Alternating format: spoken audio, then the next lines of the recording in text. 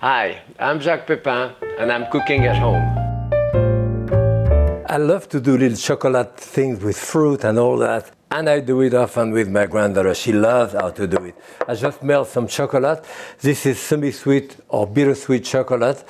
And I put it in a double boiler, but you can do it in the, in the microwave oven.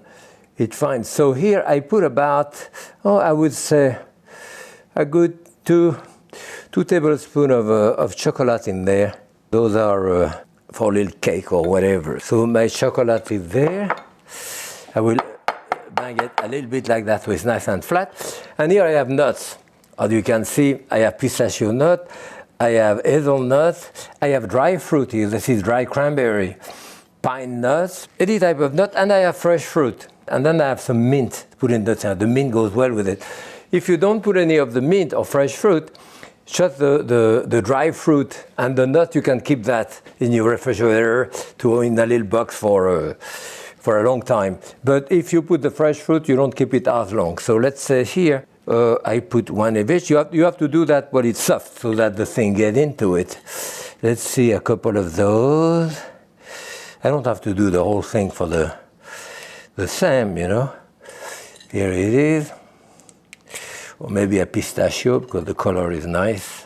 And then if you want to go into, as I say, the fresh fruit, as we do here, blueberry, I don't know. Well, maybe a couple blueberry too. Usually, whatever I have in my refrigerator, I'm going to do that. I didn't put any dry fruit here. Well, maybe dry apricot, for example. If I have one apricot, I cut it into tiny pieces and put that in there. Or if you want to be a bit fancy, I put a little sprig of mint in it. I have spearmint growing in my garden now, or actually basil even would be fine on a few of them. And that's it. You put that in your refrigerator within half an hour at the most, and it'd be hard enough. This is it now. So, that thing will come out pretty easily. Here we are. This is a great treat for Christmas or Easter or any type of celebration. My granddaughter absolutely loves that, and I do too. So this is for you, for your friend. Happy cooking.